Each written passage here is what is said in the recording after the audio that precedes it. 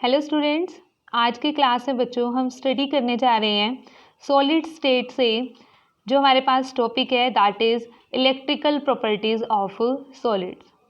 तो बच्चों सबसे पहले इलेक्ट्रिकल प्रॉपर्टीज़ को डिस्कस करने से पहले हम स्टडी कर लेते हैं एलिमेंट्स को। जैसा कि हमें पता है कि जो जितने भी एलिमेंटल सॉलिड्स होते हैं they are of 3 types. One is metal, metalloids and non metals. Lower classes में हमने मेटल्स, मेटलॉइड्स और नॉन मेटल्स के बारे में स्टडी किया हुआ है, पर फिर भी बच्चों हम यहाँ पर एक ब्रीफ इसकी डिस्कशन कर लेते हैं। तो first we talk about metals. Metals are good conductor of heat and electricity. And why are metal good conductor of electricity? And the answer is very simple, that is due to presence of free electrons. ठीक है, अब बच्चों due to presence of free electrons what does it means? If any metal has free electrons then it has the ability to form the metallic bond. अगर बच्चों यहाँ पर हमारे पास free electron होंगे ही नहीं तो मेटेलिक बॉन्ड की फॉर्मेशन भी नहीं हो सकती। तो हम इस आंसर को कैसे लिख सकते हैं बच्चों? Due to formation of metallic bonds. Okay, and the next is non metals. ठीक है, non metals are poor conductor of heat and electricity. And why are non metals bad conductor of electricity? And again the answer is very simple, that is due to absence of free electrons. Free electrons और we can say that delocalized mobile electrons. Mobile electron means electrons has ability to move. Okay students, and then our next question arises that silicon is better conductor of electricity than non-metals but not as efficient as metals, and this variation in electrical properties of solid can be explained on the basis of band theory. अभी बच्चे जो हम अभी topic discuss करने जा रहे हैं, अभी हम स्टडी करेंगे बैंड थ्योरी के बारे में। तो बच्चों हमारे पास नेक्स्ट आता है metalloids. Metalloids they are poor conductor of heat and electricity. Okay, and then they are neither malleable nor ductile like metals, but they are brittle in nature. And example of metalloids are silicon and germanium, or also example of metalloids. Silicon is a better conductor of electricity than non-metals, but not as efficient as metals, and this variation can be predicted and can be explained on the basis of band theory. अभी बच्चों हम study करेंगे band theory के बारे में। तो here silicon act as a semiconductor, and again the nature, the behavior of silicon as a semiconductor can be explained on the basis of band theory. Okay students, तो बच्चों हमारे पास अभी हम 1, 2, 3 MCQ क्वेश्चंस डिस्कस करते हैं साथ के साथ पर टॉपिक वाइज कि कैसे कैसे क्वेश्चंस या आपके सिलेबस में आपके एग्जाम में बन सकते हैं, MCQ भी। तो बच्चों फर्स्ट क्वेश्चन हमारे पास है, elemental solids are divided into dash types. How many types? 2, 4, 3 and 5, and answer is 3, metals, non-metals and metalloids. And our next question is, metals are good conductor of heat and electricity due to first motion of electrons, second motion of ions, third flow of current, and fourth option is D option is some defect. बच्चों metals are good conductor of heat and electricity due to motion of electrons because there are free electrons are present and these free electrons can move, and that's why they are good conductor of heat and electricity. Next we discuss about electrical properties. ठीक है, तो बच्चों first तो हमने देखा कि जो elements होते हैं वो कितने टाइप्स के होते हैं, 3 टाइप्स के, metals, non metals and metalloids, जो कि हम छोटी क्लासेस से स्टडी करते हुए आ रहे हैं। अब बच्चों हम बात करते हैं इलेक्ट्रिकल प्रॉपर्टीज़ की। ठीक है, in the electrical conduction by metals depend upon the valence electron availability.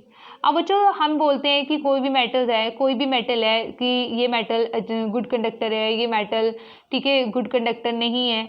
तो बच्चों वो किस पे डिपेंड करता है? वो डिपेंड करता है वैलेंस इलेक्ट्रॉन अवेलेबिलिटी पर। ठीक है, कैसे डिपेंड करता है अभी बच्चों हम स्टडी करते हैं। अब देखो वैलेंस, इसमें हमारे पास क्या आता है बच्चों? 2 टाइप्स के बैंड्स होते हैं, valence band and another is conduction band. तो सबसे पहले बच्चों हम डिस्कस करते हैं कि वैलेंस बैंड क्या होता है और हमारे पास कंडक्शन बैंड क्या होता है। तो फर्स्ट वैलेंस बैंड क्या होता है बच्चों, कहते हैं atomic orbital of metal atoms form molecular orbitals.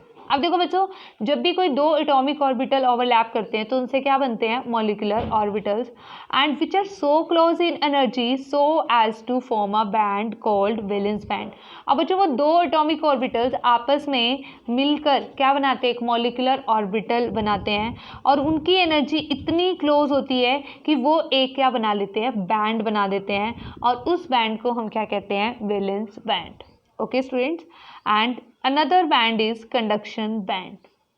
Valence band में क्या होता है बच्चों, वैलेंस इलेक्ट्रॉन प्रेजेंट होते हैं, जबकि conduction band it may be partially filled और it can overlap with higher energy unoccupied band is called conduction band. अभी बच्चों आपको डायग्रामेटिकली बहुत अच्छे से क्लियर हो जाएगा कि कंडक्शन बैंड और हमारे पास जो वैलेंस बैंड होता है वो क्या होता है और कैसे ओवरलैपिंग होती है, ठीक है, कैसे वो पार्शली फील्ड होता है। तो बच्चों जो हमारे पास देखो इस तरीके से हमने दो केसेस यहाँ पर रिप्रेजेंट किए हुए हैं। तो बच्चों जो फर्स्ट केस है यहाँ पर क्या है, पार्शली फील्ड बैंड। अब आपको ये समझ नहीं आ रहा होगा कि कौन सा वैलेंस बैंड है, कौन सा कंडक्शन बैंड है। तो बच्चों सबसे पहले ठीक है आप ये चीज़ समझो कि हमारे पास ये दो केसेस हैं। फर्स्ट केस में पार्शली फील्ड बैंड को रिप्रेजेंट किया गया है और सेकंड केस में ओवरलैपिंग बैंड्स को रिप्रेजेंट किया गया है, ओवरलैप कर रहे हैं। अब बच्चों जो रेड कलर से रिप्रेजेंट किया गया है दैट इज वैलेंस बैंड। मतलब valence band means where valence electrons are present, that is called valence band, and this is called overlapping bands। अब बच्चों जो ये आउटलाइन रिप्रेजेंट की गई है, ठीक है, तो जो ये ऊपर वाला बैंड है दैट इज कंडक्शन बैंड, और conduction band it may be partially filled और मे बी वेकेंट, ठीक है, दोनों ही कंडीशन हो सकते हैं बच्चों। तो ये हमारे पास हो गया कंडक्शन बैंड। ओके स्टूडेंट्स, तो इस तरीके से हमारे पास होते हैं valence band and conduction band. अभी बच्चे इसको और अच्छे से समझने के लिए इसको देखो किस तरीके से हम रिप्रेजेंट कर सकते हैं। देखो बच्चों this is valence band that is highest energy level band in any metal, ठीक है। मेटल के केस में जो हाईएस्ट एनर्जी लेवल बैंड होता है, हाईएस्ट एनर्जी लेवल होता है that is called valence band. Okay students, अब देखो इसको एरो की हेल्प से रिप्रेजेंट किया गया है। वैलेंस बैंड होता क्या है बच्चों, ठीक है, जो ये डॉट्स बने हुए हैं रेड कलर से, these represent valence electrons. In some metals at room temperature some of the valence electrons can leave the valence band.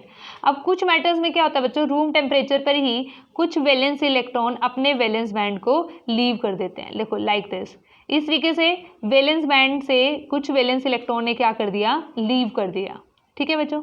अब देखो and these electrons are called as free electrons. बच्चों वही तो होते हैं ना free electrons, which can move, जो move कर सकते हैं उनको ही हम क्या कहेंगे, फ्री इलेक्ट्रॉन्स। अदरवाइज तो बाकी सारे क्या होंगे, बॉन्डेड इलेक्ट्रॉन्स होंगे।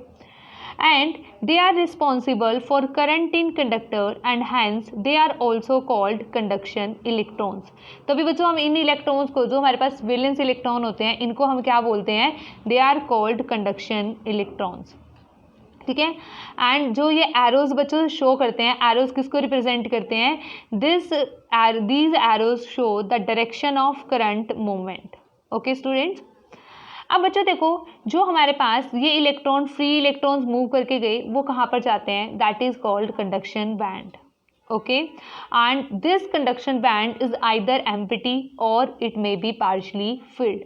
अब बच्चों ये हो गया हमारे पास कंडक्शन बैंड। तो देखो इस तरीके से हमारे पास कंडीशन होती है valence band and conduction band, और जो इनके बीच में एनर्जी गैप होता है that is called forbidden energy gap. And ठीक है, how can we define the forbidden energy gap, ठीक है, for an electron to transfer from valence band to conduction band some external energy is required which is equal to forbidden energy gap. तो बच्चों ये होता है हमारे पास forbidden energy gap. और बच्चों इस एनर्जी गैप के बिहाफ पर ही हम 3 टाइप्स के सॉलिड्स को कैटेगराइज करते हैं, ठीक है। वो 3 टाइप्स के सॉलिड्स कौन कौन से हैं बच्चों, one is conductor and insulator and semiconductor. अब बच्चों देखो, अगर कंडक्शन बैंड और वैलेंस बैंड में एनर्जी गैप क्या हो, हमारे पास ज़ीरो एनर्जी गैप हो, जैसा कि फर्स्ट केस में रिप्रेजेंट किया गया है, ठीक है। सेकंड केस में क्या है बच्चों, energy gap is very large and in third case energy gap is much smaller. देखो फर्स्ट केस में एनर्जी गैप ज़ीरो है, तो इसे हम क्या कहेंगे बच्चों, कंडक्टर।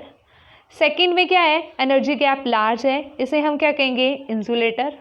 और थर्ड में एनर्जी गैप स्मॉलर है, ठीक है, बहुत ज़्यादा लार्ज भी नहीं है, ना ही ज़ीरो है, तो इसे हम क्या कहेंगे बच्चों, सेमीकंडक्टर, ठीक है। तो देखो हमारे पास, तो ये क्या हो गए बच्चों, इन बैंड्स के अकॉर्डिंग इसे हम क्या बोलते हैं, बैंड थ्योरी।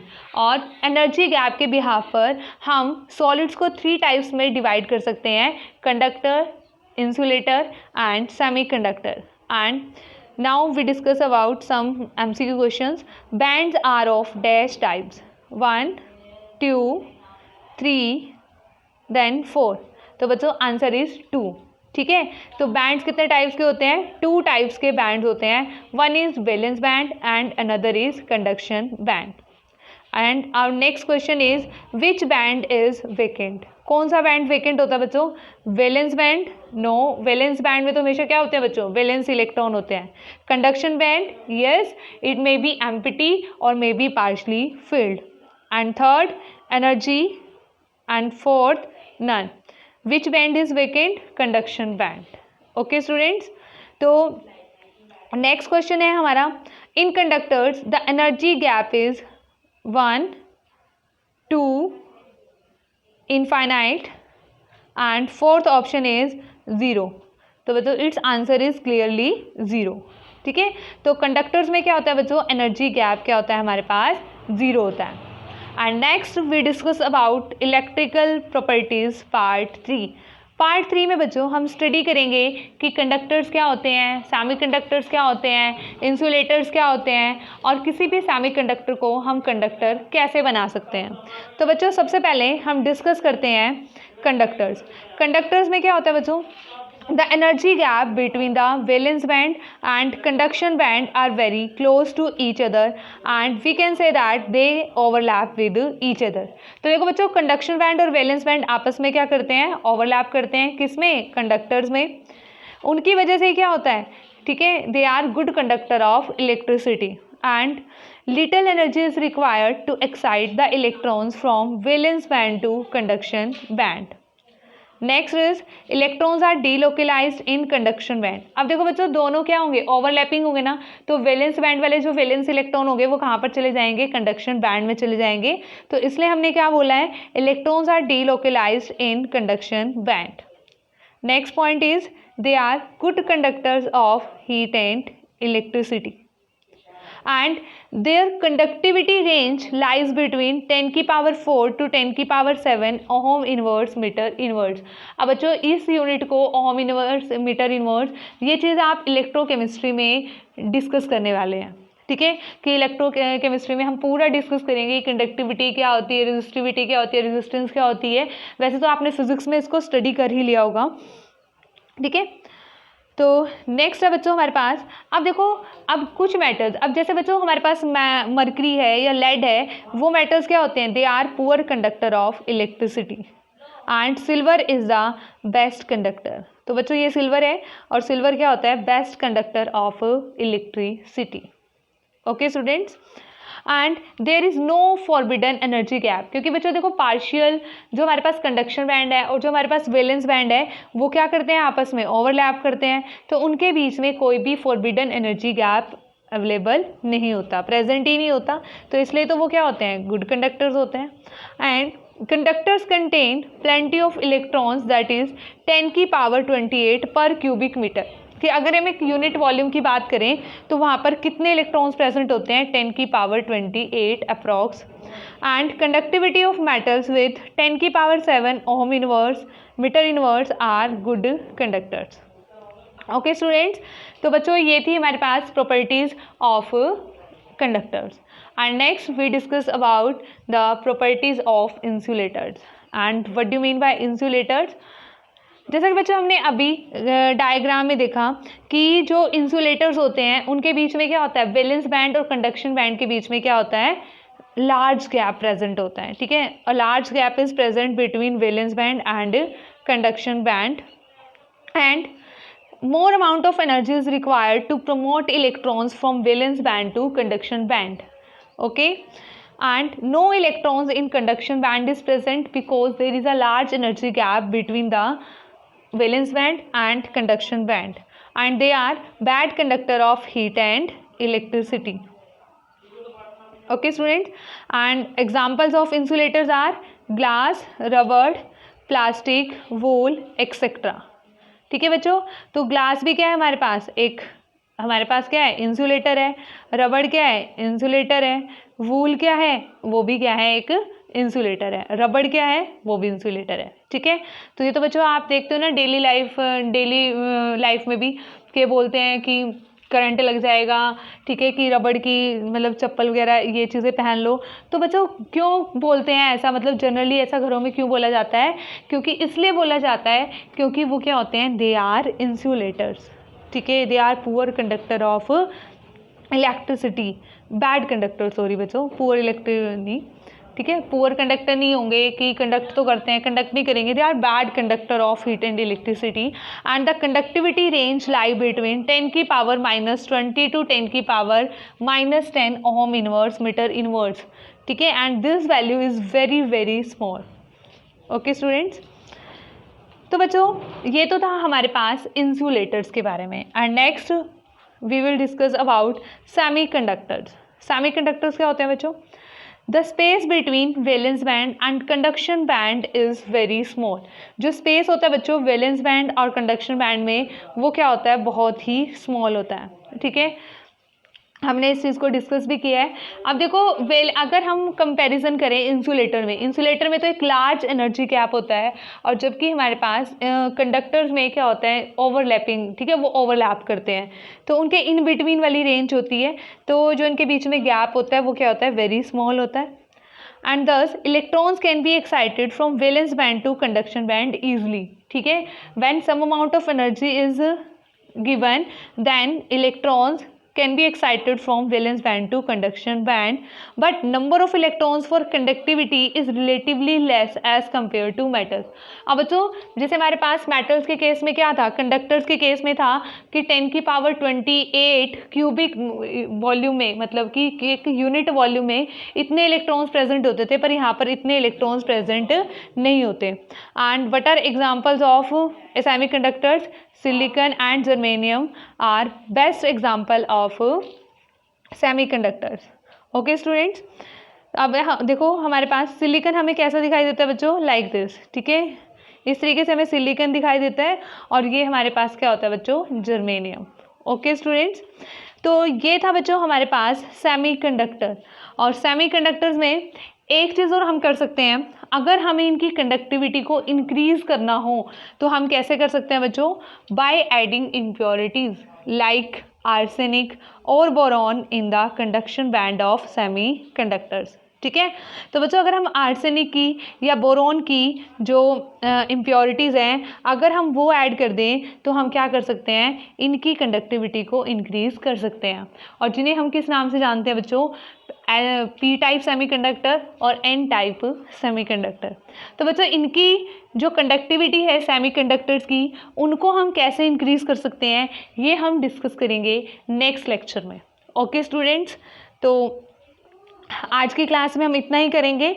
नेक्स्ट क्लास में हम मिलते हैं एन टाइप सेमीकंडक्टर और पी टाइप सेमीकंडक्टर के साथ। ओके स्टूडेंट्स, ठीक है।